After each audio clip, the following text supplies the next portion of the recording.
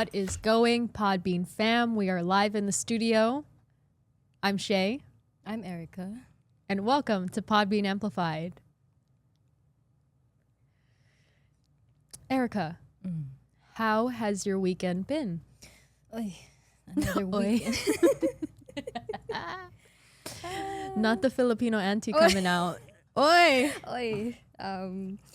It's been good, I guess. Like the usual, being an adult, chores, try to rest for the weekday.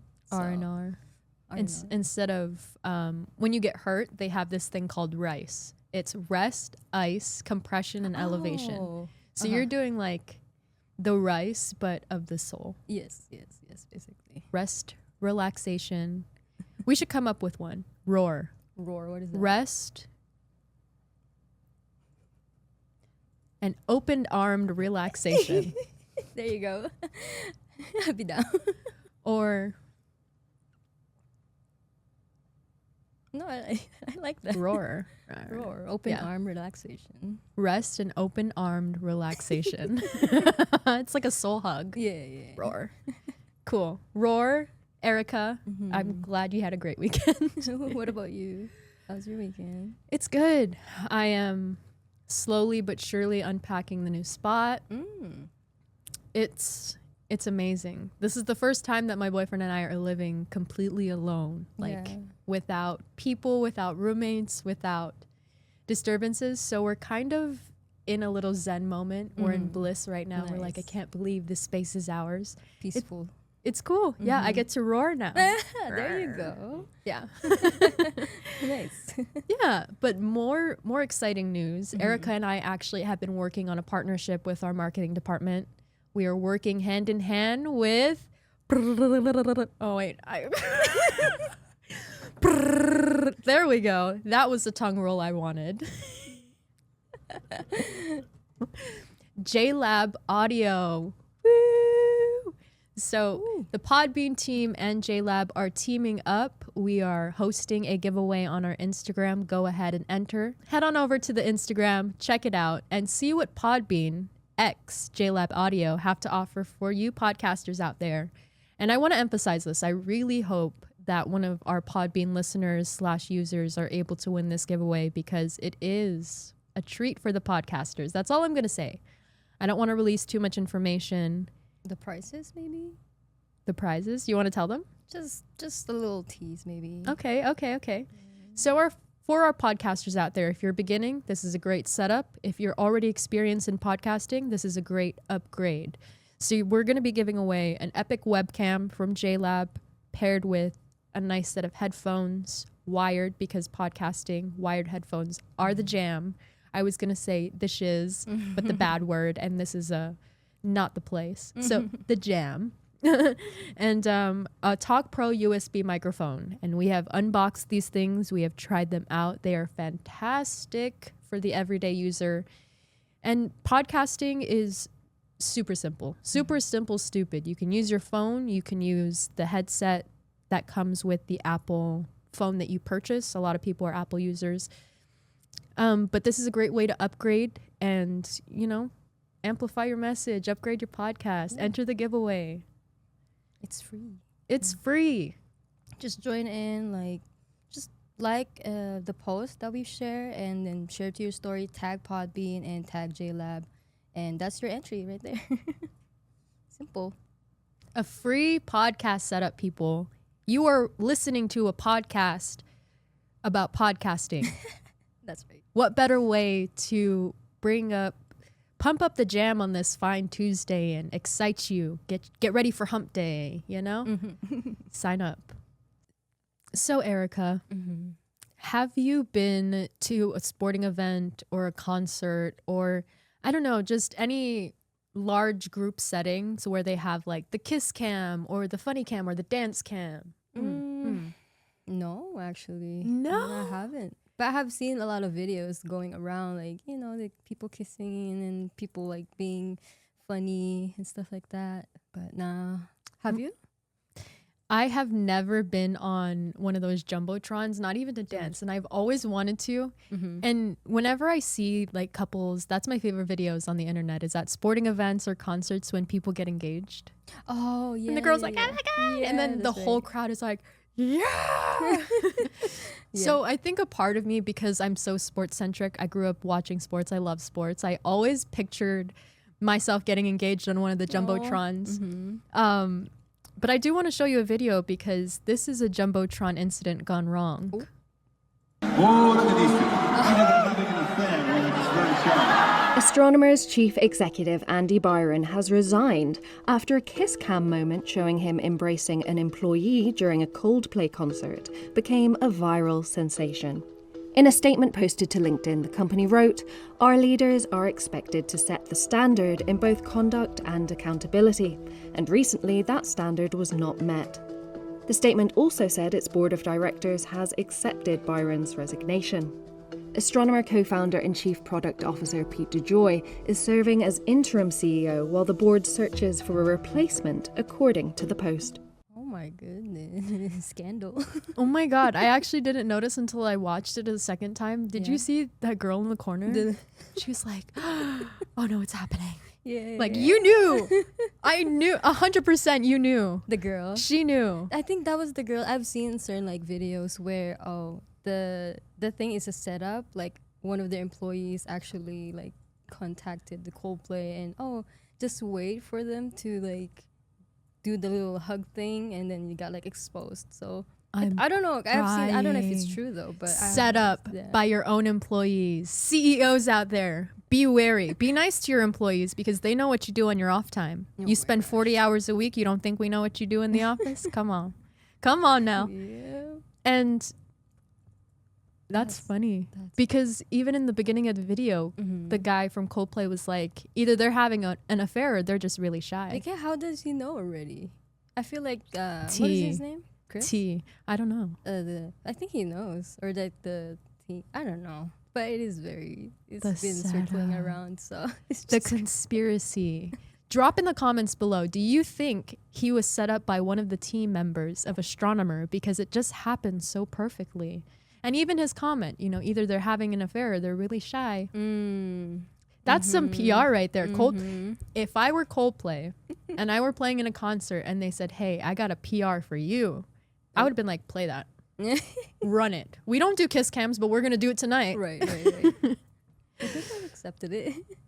And Astronomer, good on you for putting that up. Obviously, your PR person is rightfully hired. They knew what they were saying. They knew what they were doing.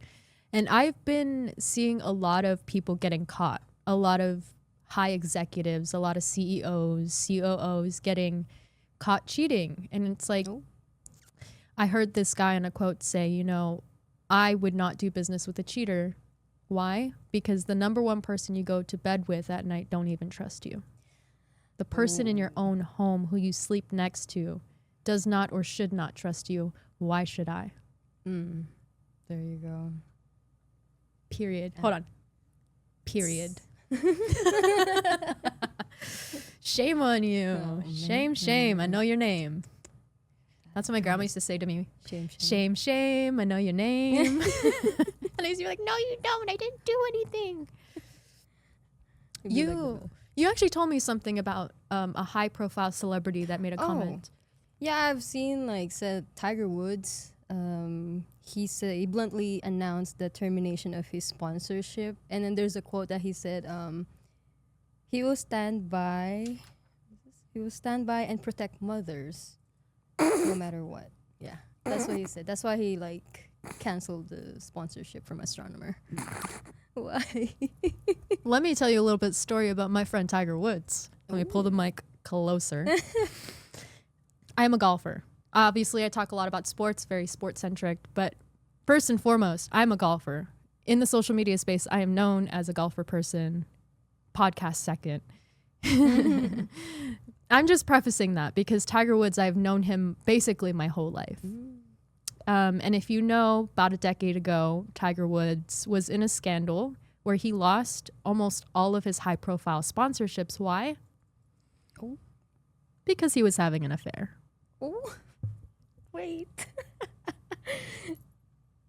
What? How long ago? Wait, what? I think it was like 2009, somewhere around there. 2000. I was God.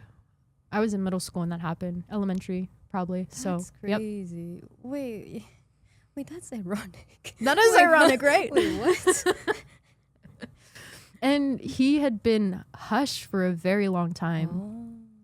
And he kind of stepped away from the media, took a little break from golf, and then he had his little accident, came back and resurfaced. And I just think it's really funny that when he's finally not, it was a really big shadow that had been cast over him, you know, for that whole cheating scandal.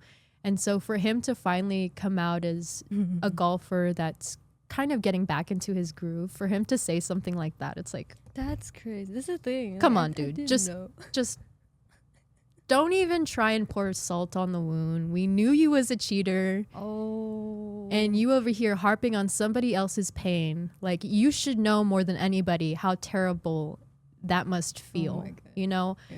I'm not on this CEO's corner. I'm saying there's a lot of people that cheat. However, being a high profile person, a CEO or a celebrity, you are under a microscope. So a lot of the scrutiny that people go through is emphasized. And I'm not saying that he doesn't deserve it, because whatever you do, you deserve the repercussions. I'm just saying that it is a little hard to deal with when it's so magnified. Oh yeah, definitely. So for Tiger Woods to be saying stuff like that, I would say shame on him.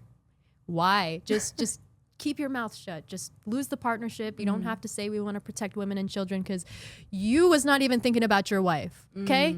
That makes me really upset. That makes me really upset, Tiger. Podbean software highlight. There you go. We're going to talk about things that actually help you, things that you can use, things that you may not know about that could be helpful with your podcasting. Obviously, Podbean is who we are. We work for Podbean. This is Podbean Amplified. And what would we be without shouting out one of the many features that make us unique and one of the best in the spaces? And with that being said, I'm going to talk about Podbean's user role permissions. Obviously, podcasting isn't always a one-person job. I mean, just hosting, we have two jobs. We got editing, we got marketing, we got social media, we got engineering. And so there's a lot of different aspects, whether you have a co-host or an editor, people scheduling your content. Podbean's got a tool that makes collaboration safe and seamless with our user role permissions. So this feature lets you add team members to your Podbean account and you assign them specifically to different roles. And this helps you give them reins without giving up full control. And if you know baby Shae here, I love all the control. You cannot know my passwords. No. So you keep your login. They get limited access, no more sharing passwords or stressing about somebody accidentally deleting your episode, because yes, that has happened before. And no, you cannot contact Podbean crying about your episode that you lost, because we cannot find it for you. I'm so sorry. Gone in the wind. As fast as you press delete it was gone from our minds and our memories and our sites. It's perfect for creators growing their team, agencies, managing client shows, or even interns helping out their behind the scenes. And why does it matter? Because it reduces your bottleneck, keeps your brand account secure, makes podcasting more scalable and professional, and great for teams managing multiple shows under a business plan. So if you're ready to delegate without disaster, set up user roles inside Podbean and start building your dream team. And that's how we split up roles and jobs at Podbean. There you go. Don't do all the work yourself, especially when you're hosting a show with multiple people. Spread it out. Give each other roles, delegate roles, and split the job amongst the team. Right. Because I know a lot of people that I have spoken to that podcast, they host and then have a co-host, but more often than not, there are one or two people doing most of the job. Or just one. Yeah. Wow. So another Podbean software feature highlight that you could implement. Also, if you're looking to expand your podcasting, it's great. A great way to host multiple shows. Have different teams for those different said shows. Maybe you want to be a podcast producer and you want to have, a network where you manage multiple shows. So a lot of different ways that this highlight could help you out in the podcasting realm. Make it super, what is it? What's the saying? Stupid simple, make it simple stupid, something like that. Oh, I think I know it. Keep it simple stupid. Oh, keep it stupid simple. Oh, keep it simple stupid.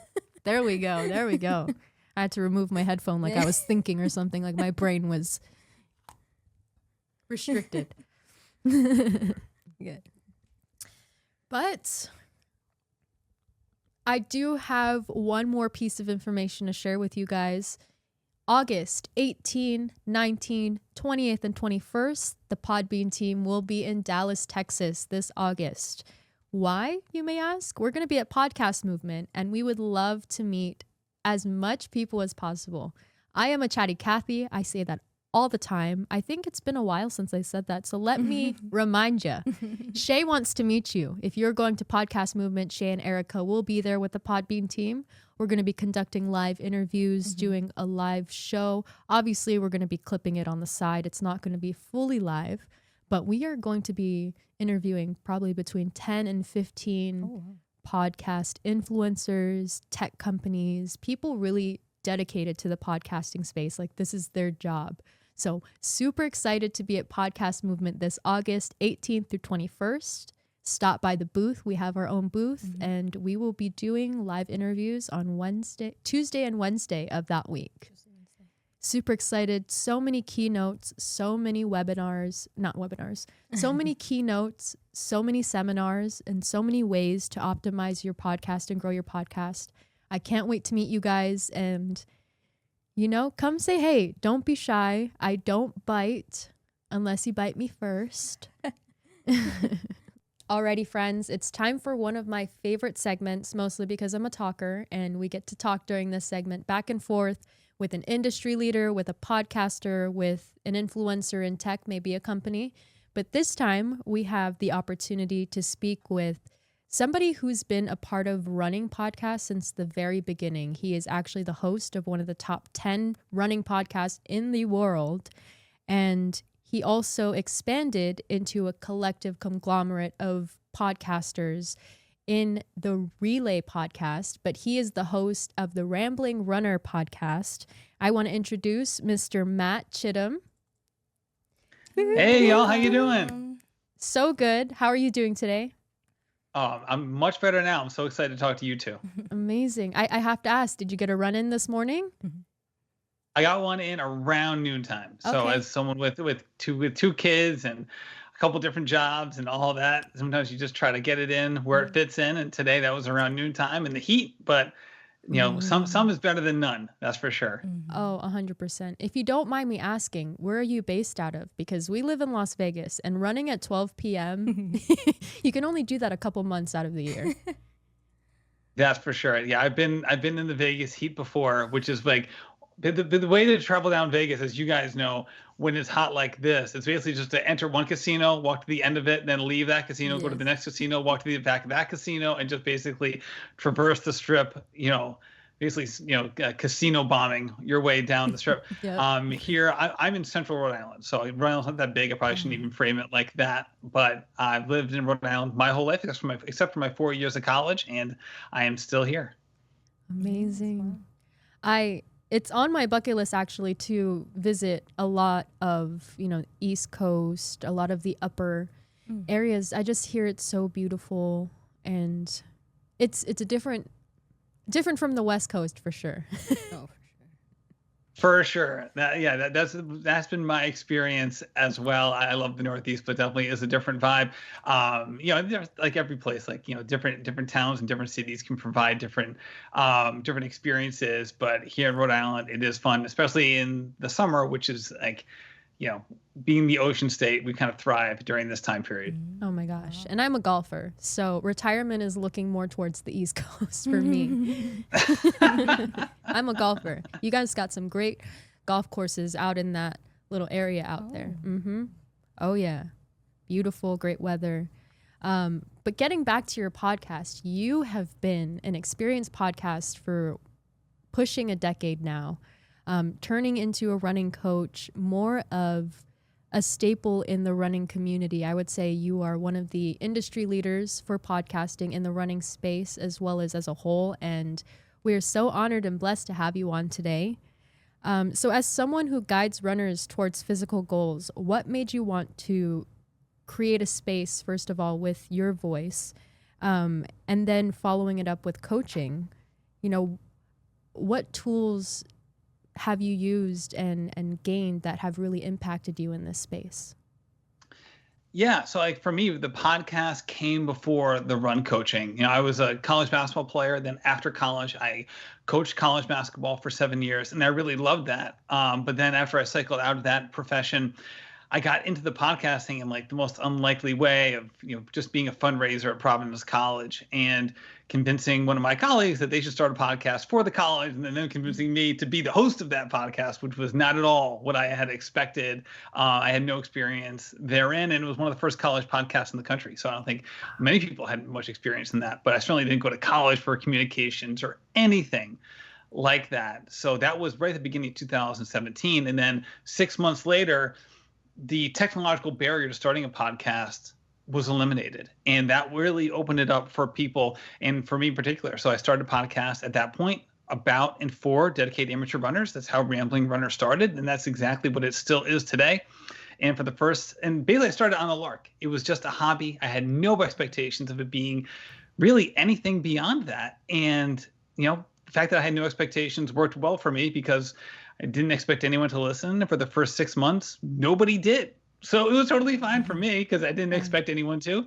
So after 6 months, I basically thought to myself, like, why am I even doing this? What's the point, right? And I just thought to myself, all right, maybe I could use this for another purpose. So I decided to kind of go all in on the social media marketing side and just say, okay, like, I don't want to, I need to get better at this for my job, but I don't want to just do it at my job, because if I make a mistake, I might get fired, or, this, higher ed fundraising isn't exactly a place where social media marketers are born. So I basically just used the skills I was learning in that to work on the podcast, basically as an ulterior motive to creating like a better resume in the fundraising world. And little to my, basically to, I guess I would say I had no expectations that it would grow the podcast to the degree it did, but I had 8,000 downloads in the first 6 months. In the following 12 months, I had almost 1 million. And it was a shocking experience to me, and it changed the course of my life. That is amazing. Congratulations. And honestly, kudos to you for being, someone who is driven. And I mean, you said for the first 6 months there was nobody listening, and then all of a sudden, boom. So it just shows towards your hard work, dedication, and consistency in the space. That's super cool. Yeah. My gosh. Well, I think the other piece too is just not expecting it to happen right away. Now, there have been other times where I've had mistaken expectations in my life. I'm not going to act like I'm the paragon of patience, but at the same time, like, it really helped that this wasn't the main thing. I didn't view this as a revenue stream in any way, to say nothing of it being my primary occupation, that's for sure. So it allowed me to have that kind of runway. And I came at podcasting as someone who didn't have a platform. There's plenty of people who start a podcast and they already have some degree of social media notoriety, or maybe in some other capacity in the different media channels or whatever. And that wasn't me. Like, my social media was basically created part and parcel with the podcast. So I was kind of building from the ground up. And because of that, it allowed me to make mistakes and grow, and to do it without a bright light on me. There are times where I help a lot of people start podcasts now, people who reach out. And, if the people already have a pretty solid following that they can bring to their first episode, I worry for them, because there's no skipping steps with the experience piece. And if you're doing it with an audience, it can kind of turn people off in the beginning, because you're like, all right, someone tunes in. They're not there for the journey. They're there to be entertained. So it can be hard for beginners to gain traction, or to feel like they're, retaining an audience that they brought onto a platform, if that audience is expecting, a finished product of sorts early on, as opposed to someone who's kind of, figuring it out. And for me, most people who came to my podcast came after I'd already been 100 episodes. So at least I gave them something that was, beginning to resemble a finished product. I love how humble you are, because you're like, I was 100 episodes deep, and I feel like at that point, no, you're killing it. 100 episodes. Oh my gosh, that's a feat. Well, it's been like 1,000 now. A lot of people can't even say 100. So that's like 10%. Yeah. That is amazing. That's incredible. so cool. It's very inspiring. So you've expanded your community and have created spaces like Relay that uplift multiple voices. What does amplifying your message mean to you in podcasting? Yeah, so for me, I wouldn't say that I have a message per se. I would say that on Rambling Runner, it's about other people, right? So the podcast itself isn't about me. I just happen to be there. It's about the guest who's on, their journey, the stuff that they've overcome in life. If it's like talking about another amateur runner who's achieving wonderful things or overcoming hurdles, if I'm having a professional on to talk about physical therapy or nutrition or something along those lines, then their expertise is what's going to shine through. On Relay, that conglomerate is basically 8 to 9 people talking about what's happening in the running world right now. So for me, that's much more of commentary as opposed to amplifying someone else's message.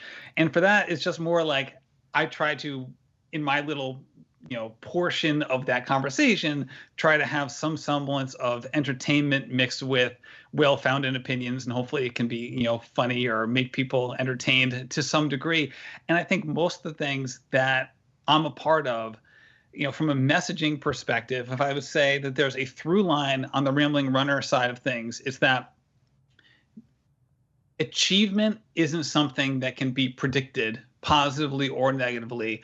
But if you put yourself in the fight consistently and do it in a way where you're constantly trying to grow and approaching your work with a mental and emotional steadfastness that's not going to deviate when the downturns happen, then you're going to potentially put yourself in a position to achieve what you want to achieve, even if those goals are outlandish or they're stretch goals or the things that you would have never imagined even 5 or 10 years ago.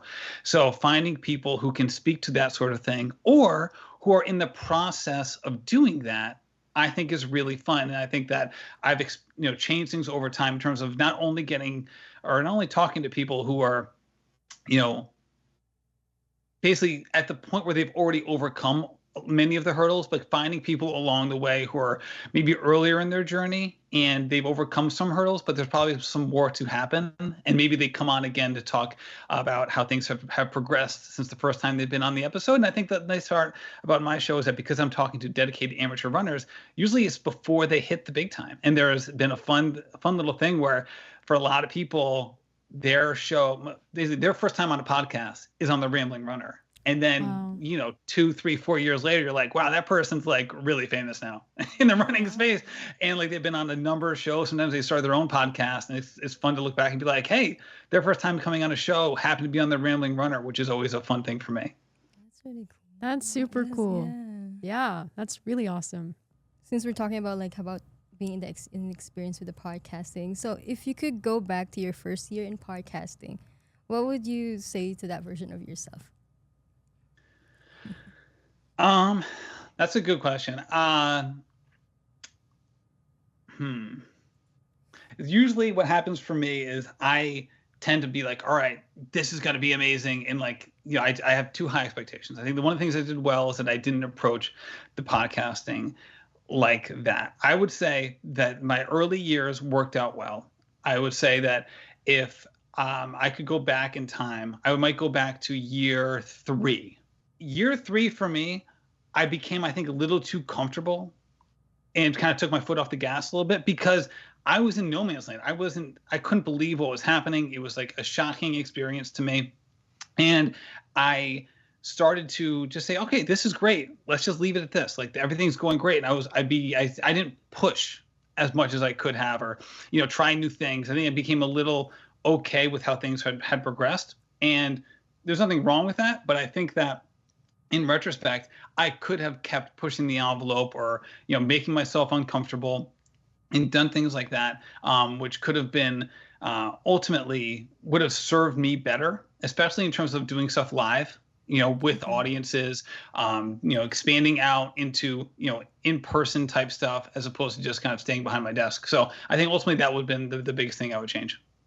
You are truly like the manual copy of just doing it. You didn't have any expectations. You were slowly learning and implementing, and that is the perfect way to get into this space. I think a lot of people and podcasters see a finished product. They see, Jay Shetty or CEO Gary, and they're like, I want to do that. And then they produce their first thing, which is their own little creation, but they compare it.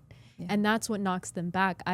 I love that you started in the space when it wasn't a thing, when you had your own niche and you were able to see the growth from that and actually implement and improve. And that's so cool because a lot of people have such high expectations right off the jump. I mean, we are guilty of it. I'm guilty of my own podcast of having so much expectations to the point where it almost deflates you. And so it's super cool to see that. Well, I would say it's easy to lump podcasting into social media creation because of so many of the similarities. And I would advise people not to think about it that way. All right. And especially now with how the algorithms work, it's not social media, it's interest media. So like if you can produce one amazing piece of content, it can go viral if you hit it at the right moment, you have the right thing that happens. And that's an incredible thing to do. Podcasting is not like that. It's just that is not how it works. Not even from like an experience perspective or getting your feet wet or learning the industry, none of those things. It's just from a searchability perspective, it's not the same thing as social media. Okay. I think someone would be much better off viewing getting better in the podcasting space the same way they would view getting better at an instrument or a sport. Okay. There are some people who may start that process a little bit further along than other people, either because of inborn talent or other things that they've done that allow them to kind of skip like one or two steps, or maybe think about it more like a building. Maybe it's a 100-floor building. That's like perfect expertise. That's like, Joe Rogan's 100th floor, right? Just like for an example, right? And so maybe someone starts at the 3rd floor instead of the 1st floor. Either way, you are a long way away from getting to, anywhere close to that top floor. And I think that viewing it in terms of like an instrument or a sport, no rational adult would ever say to themselves, man, I've been playing this sport for a week. How come I'm not awesome? Like they would never even dream of uttering that phrase. And you have to view podcasting the same way because that's just how it works. You're juggling a lot of things. You have to get better at it. There are certain people who maybe come podcasting from other media, right? So if someone comes here from the TV world or something like that, or someone from radio comes over, or you see a lot of stand-up comedians come into podcasting. Listen, they're already talking for a living. So this is essentially the same thing, okay? But for average people like me who jump into this with no actual communication experience besides a couple of things that are job related, it's a whole different ball game. And I think you have to approach it that way. Amazing. That's very good points. The best advice, seriously. I mean, you are a running coach. You could very well be a podcasting coach. Just he's already coaching in general. I feel so inspired. I'm like, yes, you're right. Don't give me another idea. The last thing I need is another endeavor at this point. Hey, life coach, you're doing the dang thing all around the board, and you have such a great mindset. It's refreshing, truthfully. Whatever successes I've had have been built on failures. All right. So from the podcast production side, it's just been straight up learning from failure over and over and over again. And then in every other way possible too in this industry. So all the stuff that you're saying, I really appreciate it, but make no mistake, none of this came from, anything other than me failing over and over and over again, and hopefully learning from some of those experiences. With that said, if you want to learn more about me and what I'm doing, I guess the easiest way is to follow me on whichever podcasting platform you use, whether that's Podbean or any other one. Also over on Instagram at rambling_runner. If you want to listen to more topical running content, you can also follow the Relay podcast or relay_site over on IG. Those, I think, the best ways. And if you ever have a question about your podcasting journey or anything related to what I'm doing, feel free to reach out at ramblingrunnerpodcast@gmail.com. Health is wealth and knowledge is power. And Mr. Matt Chittim has it all. Follow him on the Rambling Runner. That was the Rambling Runner. That was a host of the Relay podcast, and he is doing the dang thing. He is in the podcasting space. He is uplifting other podcasters, and truly, that is what podcasting is about. It's finding your people, creating a community, creating connection to where it doesn't feel as lonely as being in your house by yourself, you know? So what a refreshing interview. I really enjoyed that. I enjoyed it too. A lot of information, a lot of like knowledge that he has put on. So. Truthfully, and so present. But definitely check out his podcast, check out what he's about. Matt Chittim, Rambling Runner, Relay podcast. I'm going to call him the Father Running Podcast. The Father Running. Father Runner. He's so humble. He was like, no, that's not me. Like, it is you. Yeah. This has been Podbean Amplified, episode number 19. We are closing in on the season. One more episode to go, and I am so excited for our next guest. He is a founder. He is in the podcasting space. He will be at Podcast Movement in Dallas with us, and he will be having his own seminar. So I can't wait to get a little sneak peek of what he's going to talk about. We'll have him talk about his business, and then, you know, spread some more information on how to grow your podcast, because that's what we do here, we hope.